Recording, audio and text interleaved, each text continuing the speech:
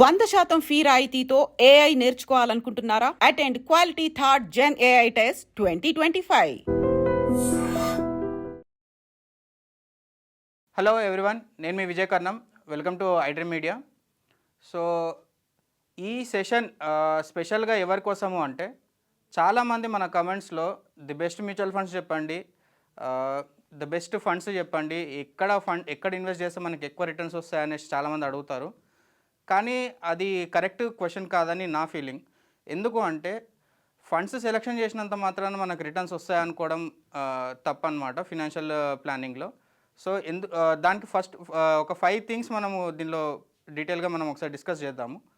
ఇక్కడ మీరు ప్రజెంటేషన్లో చూస్తే మనం ఒక 5 థింగ్స్ ఇంపార్టెంట్ అనుకుంటాం as a layman, as a కొత్తగా ఇన్వెస్టర్ ఎవరైతే ఉన్నారో ఒక 5 థింగ్స్ మనం ఇంపార్టెంట్ అనుకుంటాం. అవి ఏమేమంటే, ఫస్ట్ 30% మనం వెయిటేజ్ ఇచ్చేది మనం ఎంత ఇన్వెస్ట్ చేస్తున్నాం, ఎంత రిటర్న్స్ వస్తున్నాయి అనేది చాలామంది ఆలోచన చేస్తారు. అంటే నేను ఇప్పుడు గోల్డ్లో ఇన్వెస్ట్ చేసి ఇంత రిటర్న్స్ వస్తుంది, మ్యూచువల్ ఫండ్స్ ఇన్వెస్ట్ చేసి ఎంత రిటర్న్స్ వస్తుంది, అండ్ ల్యాండ్లో ఇన్వెస్ట్ చేసి ఇంత రిటర్న్స్ వస్తుంది, నాకు ఖచ్చితంగా ఇంత రిటర్న్స్ వస్తుందా లేదా అనేసి అట్లీస్ట్ ఒక 30% వెయిటేజ్ మనం ఇస్తుంటాం అనమాట. కానీ ఇది కరెక్ట్ ప్రొసీజర్ కాదు. నేను ఇంకా డీటెయిల్గా చెప్తాను. 30% అందరూ ఒక రిటర్న్స్ ఎంత పర్సెంటేజ్ రిటర్న్స్ అనేది చాలామంది ఆలోచన చేస్తుంటారు. రిటర్న్స్ కాదండి ఇంపార్టెంట్, నేను చెప్తాను నెక్స్ట్ థింగ్. నెక్స్ట్ మనం ఒక 30% మనము ఇచ్చేది ఇన్వెస్ట్మెంట్ సైజ్. చాలామంది ఏమనుకుంటారంటే, నా దగ్గర ₹1,00,000 లేవు, 10 లక్షలు లేవు, ₹1,00,00,000 లేవు, అందుకే నేను ఇన్వెస్ట్మెంట్ చేయను, మ్యూచువల్ ఫండ్స్లో కానీ ల్యాండ్లో కానీ గోల్డ్లో కానీ నేను ఇన్వెస్ట్మెంట్ చేయను అనేసి చాలామంది అనుకుంటారు. మన బేసిక్ థింగ్ మనం మిస్ అయ్యేది ఏంటంటే, ఇక్కడ ఇన్వెస్ట్మెంట్ సైజ్ కాదండి, ఫినాన్షియల్ ప్లానింగ్ ప్లస్ మనం మన psychological behaviour towards the investments ఎలా ఉందనేది మనము డీటెయిల్గా చూసుకోవాలి. సో ఇన్వెస్ట్మెంట్ సైజ్ అనేది మనం చాలా ఎక్కువ మంది ఏమంటారంటే, ఎక్కువ ఉంటేనే మనం ఇన్వెస్ట్మెంట్ స్టార్ట్ చేయాలనుకుంటారు, కానీ అది చాలా మటుకు తప్పు అనమాట. మనం 500 రూపీస్తో కూడా ఎస్ఐపి స్టార్ట్ చేసుకోవచ్చు, 5,000 నుంచి కూడా ఎస్ఐపి స్టార్ట్ చేసుకోవచ్చు. At the same time 1 crore కూడా మీరు లంసమ్ ఇన్వెస్ట్మెంట్స్ స్టార్ట్ చేసుకోవచ్చు. కానీ అది దేనికోసం చేస్తున్నాం అనేది మోస్ట్ ఇంపార్టెంట్ థింగ్ అనమాట. అండ్ నెక్స్ట్ పాయింట్ వచ్చేసి మార్కెట్ టైమింగ్. చాలామంది ఏమనుకుంటారంటే, నేను మార్కెట్ తక్కువ ఉన్నప్పుడు కొనుక్కుంటాను, ఎక్కువ అయినప్పుడు అమ్మేస్తాను, అంటే బై లో సెల్ హై అని చాలామంది అనుకుంటారు. చాలామంది మేము ఎక్స్పర్ట్స్ అని కూడా ఫీల్ అవుతుంటారు. కాకపోతే మార్కెట్ అనేది ఎవరి చేతిలో ఉండదు. చాలామంది ఈ మిస్టేక్ వల్ల వాళ్ళ మంచి ఇన్వెస్ట్మెంట్ ఆపర్చునిటీస్ పోగొట్టుకుంటారు. రియల్ టైం ఎగ్జాంపుల్ మనం ఇప్పుడు చూసుకుంటే, అక్టోబర్, నవంబర్, డిసెంబర్ వరకు చాలా మంచిగా ఉండే మా ఇండియన్ మార్కెట్స్. ఇప్పుడు డిసెంబర్ నుంచి జనవరి, ఇప్పుడు ప్రజెంట్ ఫిబ్రవరి స్టార్టింగ్లో మనం చూసుకుంటే కూడా మార్కెట్ చాలా లోలా రన్ అవుతుంది. సో మార్కెట్ టైమింగ్ చేస్తున్న వాళ్ళందరూ 10%, 15% లోలో ఉంది కాబట్టి ఇప్పుడు ఇన్వెస్ట్మెంట్ చేయాలి కదా, కానీ చాలామంది చేయరు. వాళ్ళు ఏమనుకుంటారు అంటే, ఇంకా మార్కెట్ పడిపోతుంది అప్పుడు ఇన్వెస్ట్ చేద్దామని చెప్పేసి దాన్ని ఇంకా డిలే చేస్తూ ఉంటారు.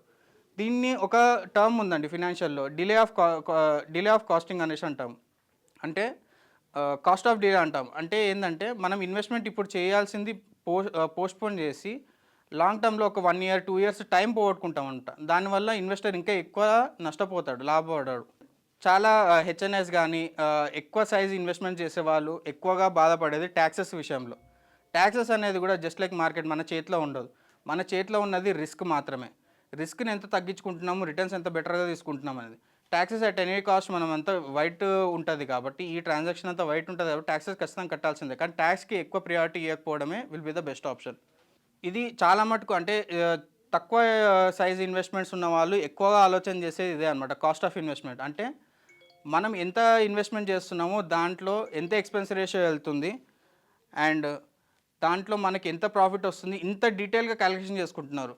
కాస్ట్ ఆఫ్ ఇన్వెస్ట్మెంట్ అంటే ఎక్స్పెన్స్, మనం మ్యూచువల్ ఫండ్ పాయింట్ ఆఫ్ వ్యూలో చూసుకుంటే ఎక్స్పెన్స్ రేషియో అంటాం. ఎక్స్పెన్స్ రేషియో 1%, 0.5%, 1.5% అలా డిఫరెంట్గా ఉంటుంది అనమాట.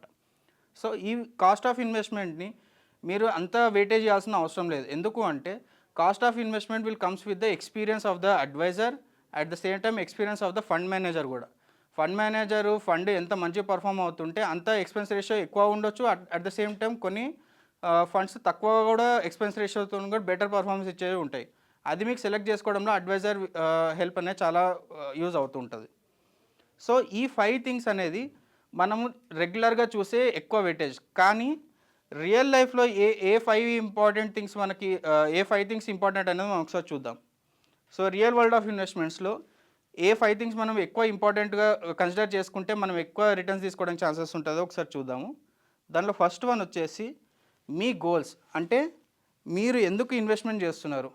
మనము మన పిల్లల ఎడ్యుకేషన్ కోసం ఇన్వెస్ట్‌మెంట్ చేస్తున్నామా? మన రిటైర్మెంట్ కోసం ఇన్వెస్ట్‌మెంట్ చేస్తున్నామా? లేకపోతే మంత్లీ ఇన్‌కమ్ కోసం ఇన్వెస్ట్‌మెంట్ చేస్తున్నామా? లేకపోతే మన మన్మన్లు, మనవరాళ్ళకి వాళ్ళకి పాస్ ఆన్ చేయడానికి ఇన్వెస్ట్ చేస్తున్నామా?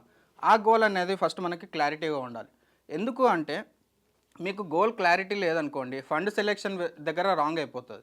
చాలామంది ఏం చేస్తారు అంటే మేము ఒక 5 ఇయర్స్‌కి 10 ఇయర్స్‌కి అట్లా తీసుకుంటాము. గోల్ ఏం చెప్పరు. అంటే క్లయింట్స్ కొంతమంది గోల్స్ ఏం చెప్పరు. 5 ఇయర్స్ తర్వాత 10 ఇయర్స్ తర్వాత మేము అమౌంట్ విత్‌డ్రాల్ చేస్తామని ఇన్వెస్ట్‌మెంట్ స్టార్ట్ చేస్తారు. ఇన్వెస్ట్‌మెంట్ స్టార్ట్ చేసినాక 1.5 ఇయర్‌కి ఏదైనా ఎమర్జెన్సీ వచ్చేస్తే డైరెక్ట్‌గా వచ్చేసి అమౌంట్ విత్‌డ్రాల్ చేసేస్తుంటారు. అప్పుడు కొన్నిసార్లు వాళ్ళు నెగెటివ్‌లో కూడా విత్‌డ్రాల్ చేసే ఛాన్సెస్ ఉంటాయి. అందుకే గోల్స్ అనేది చాలా ఇంపార్టెంట్. ఇప్పుడు సపోజ్ నేను చెప్పిన ఎగ్జాంపుల్‌లో అతను 5 ఇయర్స్‌కి 10 ఇయర్స్ బదులు మా పాప పెళ్లి కోసం ఒక 5 ఇయర్స్ తర్వాత పాప పెళ్లి ఉంది. పెళ్లి కోసం నేను ఇన్వెస్ట్‌మెంట్ చేస్తున్నాను అనేసి అతను అనుకోని ఇన్వెస్ట్‌మెంట్ చేశాడనుకోండి. At any given point of time ఏ ఎమర్జెన్సీ వచ్చినా గానీ పాప పెళ్ళికి ఇబ్బంది అవుతుంది ఈ ఇన్వెస్ట్‌మెంట్ విత్‌డ్రాల్ చేస్తే అని చెప్పేసి ఆ ఇన్వెస్ట్‌మెంట్ విత్‌డ్రాల్ చేయకుండా ఉండడానికి ట్రై చేస్తుంటాడు. దాని కాకుండా వేరే ఆల్టర్‌నేటివ్స్ ఏమైనా వెతుకుతాడు గానీ ఈ ఇన్వెస్ట్‌మెంట్ మాత్రం ముట్టడానికి ఛాన్స్ ఉండదు. అందుకే గోల్స్ అనేది చాలా ఇంపార్టెంట్. ఫస్ట్ మనకి మీరు ఏ ఇన్వెస్ట్‌మెంట్ స్టార్ట్ చేసినా గానీ లిస్ట్ ఆఫ్ గోల్స్ అనేది ఫస్ట్ రాసుకోండి. ఒక 5 గోల్స్ కానీ 10 గోల్స్ కానీ డిఫరెంట్ పీరియడ్స్‌లో 2 ఇయర్స్‌లో 3 ఇయర్స్‌లో 5 ఇయర్స్‌లో 10 ఇయర్స్‌లో 2 ఇయర్స్ లోపు నాకు సో అండ్ సో అమౌంట్ కావాలి. లేకపోతే 5 ఇయర్స్ తర్వాత నాకు ఒక కార్ కావాలి. లేకపోతే 10 ఇయర్స్ తర్వాత నాకు ఒక ఇల్లు కావాలి. ఆ గోల్స్ పట్టుకొని మీరు ఇన్వెస్ట్‌మెంట్ స్టార్ట్ చేయండి. మ్యూచువల్ ఫండ్ అయినా సరే, గోల్డ్ అయినా సరే, రియల్ ఎస్టేట్ అయినా సరే, మీ గోల్ ప్లానింగ్ అనేది డిఫరెంట్‌గా ఉండాలి. గోల్ ప్లానింగ్ ఉన్న తర్వాతనే మీరు ఇన్వెస్ట్‌మెంట్స్ ఎక్కడ చేయాలనేది మీరు ఆలోచన చేయాలన్నమాట. నెక్స్ట్ పాయింట్ వచ్చేసి మనకి ప్లానింగ్. అసలు ఎందుకు చేస్తున్నాం మనం? మనం ఇంతకుముందు మనం మాట్లాడుకున్నానికి గోల్స్ కోసం చేస్తున్నాం కదా! ఆ గోల్స్‌లో ఎక్కడ ఎంత ఇన్వెస్ట్‌మెంట్ చేస్తున్నాం? రియల్ ఎస్టేట్‌లో ఎంత ఇన్వెస్ట్‌మెంట్ చేస్తున్నాం? ఫర్ సపోజ్ పాప పెళ్ళికి ఒక 50,00,000 కావాలి. 50,00,000 మొత్తం మ్యూచువల్ ఫండ్‌లో ఇన్వెస్ట్ చేయడం కరెక్టా అంటే కరెక్ట్ కాదు. 25,00,000, 30,00,000 మ్యూచువల్ ఫండ్‌లో ఇన్వెస్ట్ చేయండి. మిగతా 10, 15,00,000 వేరే దగ్గర ఇన్వెస్ట్‌మెంట్ చేయండి. సో, మార్కెట్ ఒకవేళ వాలటిలిటీ ఉన్నప్పుడు మీకు మ్యూచువల్ ఫండ్స్ దగ్గర రిటర్న్స్ రాకపోవచ్చు. అదే మార్కెట్ మంచిగా పర్ఫార్మ్ అవుతుంది మ్యూచువల్ ఫండ్ దగ్గర చేసిన ఇన్వెస్ట్‌మెంటే మీకు 50,00,000 రిటర్న్స్ వచ్చే ఛాన్సెస్ ఉంటాయి. కానీ ఆ బ్యాలెన్స్ 10,00,000, 15,00,000 ఏది ఉందో అది బఫర్‌గా ఉంటది. అది మీకు హెడ్జింగ్ లాగా పనికొస్తది. అట్లాగా మీరు ఎక్కడ ఇన్వెస్ట్ చేస్తున్నారు? ఎంత ఇన్వెస్ట్ చేస్తున్నారు? అనేది ప్రాపర్ ప్లానింగ్ ఉండాలి. సో, ఈ ప్లానింగ్ ప్రాసెస్‌లో మీకు అడ్వైజర్ రోల్ అనేది చాలా హెల్ప్ అవుతుంటది. చాలామంది mutual funds best mutual funds అడుగుతారు కానీ ప్లానింగ్ గురించి ఎవరు అడగరు. కానీ ప్లానింగే మిమ్మల్ని కాపాడేది. బెస్ట్ మ్యూచువల్ ఫండ్స్ కాదండి. అండ్ నెక్స్ట్ మేజర్ థింగ్ వచ్చేసి మనకి అసెట్ అలొకేషన్ అంటాం కదా! అసెట్ అలొకేషన్‌లో మనం రియల్ ఎస్టేట్, గోల్డ్ గానీ ఇట్లా వేరే ఆ టైప్ ఆఫ్ అసెట్ అలొకేషన్ కాకుండా కూడా మ్యూచువల్ ఫండ్స్‌లో కూడా ఒక 30,00,000 గానీ, ఒక 10,00,000 గానీ, ఒక 10,000 ఎస్ఐపి చేసినా కూడా కంప్లీట్‌గా ఒక ఫండ్‌లో పెట్టడం అనేది కరెక్ట్ సజెషన్ కాదనమాట. దాన్ని కంప్లీట్‌గా డైవర్సిఫై చేయాలి. ఒక 10%, 20% డెట్ ఫండ్‌లో పెట్టడము. లేకపోతే 20-30% బ్యాలెన్స్ అడ్వాంటేజ్ ఫండ్‌లో పెట్టడము. మిగతా బ్యాలెన్స్ 50% వచ్చేసి మనము ఈక్విటీ ఫండ్స్‌లో పెట్టాం. కంప్లీట్ అగ్రెసివ్ ఈక్విటీ ఫండ్స్‌లో పెట్టడం. సో, ఇట్లాగా మనం ఉన్న అమౌంట్‌ని మాక్సిమం రిస్క్ తక్కువ చేసుకొని ఎక్కువ రిటర్న్స్ వచ్చేటట్టు ప్లానింగ్ చేసుకోవచ్చు. ఇది asset allocation. Most under rated topic అండి ఇది. Investor behaviour. ఇన్వెస్ట్‌మెంట్ బిహేవియర్ ఎందుకు అంత ఇంపార్టెంట్ అంటే ఫర్ సపోజ్ మనం ఈరోజు ఇంత ప్లానింగ్ గానీ, ఇంత ఎగ్జిక్యూషన్ గానీ ఇదంతా మనం ప్లాన్ చేసుకుంటాం. ఒక 5 ఇయర్స్‌కి ఇట్లా చేయాలి, 10 ఇయర్స్‌కి ఇట్లా చేయాలనేసి. కానీ ఒక చిన్న మార్కెట్ కరెక్షన్ వస్తే కూడా చాలా ఇన్వెస్టర్స్ తట్టుకోలేరు. సో, అక్కడ మనం చేయాల్సింది ఏందంటే రిస్క్ ప్రొఫైలింగ్ చేయాలి. ఒక క్లయింట్ ఉన్నారు. వాళ్ళు ఎంత రిస్క్ తీసుకోగలుగుతారు? ఇన్ని రోజులు వాళ్ళు ఫర్ సపోజ్ ఒక క్లయింట్ ఇన్ని రోజులు మొత్తం ఫిక్స్డ్ డిపాజిట్స్ మీద వాళ్ళు ఇన్వెస్ట్మెంట్ చేస్తున్న వాళ్ళు సడన్‌గా ఈక్విటీస్‌కి వచ్చారనుకోండి, వాళ్ళు ఈ వాలటిలిటీని తట్టుకోలేరనమాట. సో, వాళ్ళు గ్రాడ్యువల్‌గా ఈక్విటీకి ఎక్స్‌పోజ్ చేయాలి.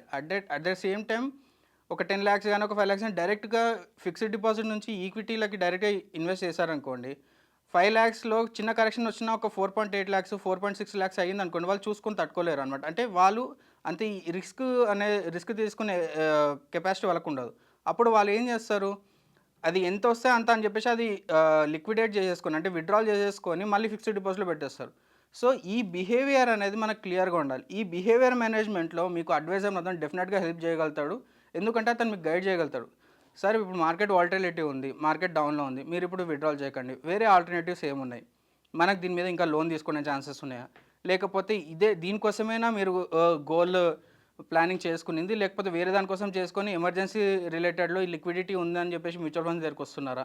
ఈ డిస్కషన్ వల్ల మీకు ఒక మెంటరింగ్, ఒక సపోర్ట్ అనేది డెఫినెట్గా దొరుకుతుంది. అందుకే అడ్వైజర్ హెల్ప్ అంతే ఇంపార్టెంట్ అనమాట.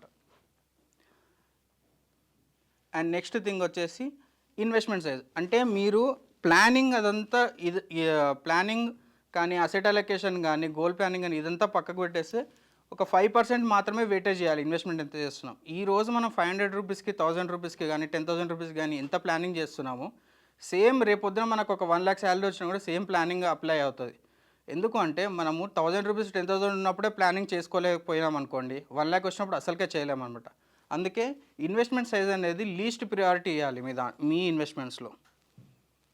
సో ఇక్కడ మీరు చూసుకుంటే 95% మీ ఫినాన్షియల్ ప్లానింగ్లో మీ గోల్ కానీ, మీ ప్లానింగ్ కానీ, అసెట్ అలొకేషన్ కానీ, బిహేవియర్ కానీ 95% మొత్తం వెయిటేజ్ ఇక్కడనే ఉంటుంది. ఓన్లీ 5% మాత్రమే అదర్స్ వేరే డిపెండెంట్ ఉంటాయి. ఏమేమి డిపెండెంట్ అంటే దాంట్లో బెస్ట్ మ్యూచువల్ ఫండ్ కానీ, లేకపోతే ఎక్కడ ఇన్వెస్ట్మెంట్ చేయాలి, ఎక్కడ ఏం చేయాలి, అంటే ఏ మ్యూచువల్ ఫండ్లో ఇన్వెస్ట్మెంట్ చేయాలి, ఎంత ఇన్వెస్ట్మెంట్ చేయాలి, ఏ డ్యూరేషన్లో ఇన్వెస్ట్ చేయాలి, మార్కెట్ టైమింగ్స్ చేయాలా లేదా. కొన్నిసార్లు ఏమవుతుందంటే ఎస్ఐపిస్ కంటే లంసమ్స్ మంచి రిటర్న్స్ ఇస్తాయి. ఎప్పుడు ఇస్తాయి అంటే మార్కెట్ బాగా డౌన్ ఉన్నప్పుడు. సో అదంతా ఈ 5%లో వస్తుంది. కానీ మీరు మెయిన్గా ఫోకస్ చేయాల్సింది ఈ 95%. 95% మంచిగా ఉందంటే ఈ 5% కూడా మనం ఇగ్నోర్ చేయవచ్చు అనమాట. ఎమోషనల్ బిహేవియర్ గురించి ఈ కంప్లీట్ స్లైడ్లో ఒకసారి మనం తెలుసుకుందాము. ఫర్ సపోజ్ కోవిడ్ తర్వాత అయిన సిచ్యువేషనే చెప్తాను నేను, వేరే ఎక్కడో కాదు. మనందరం అబ్జర్వ్ చేసిందే ఇది. కోవిడ్ తర్వాత అబ్నార్మల్ రిటర్న్స్ వచ్చాయి. అంటే విత్ ఇన్ ఏ ఇయర్ ఒక ఫండ్లో 70%, 80%, కొన్ని ఫండ్స్ 120% రిటర్న్స్ కూడా ఇచ్చాయి.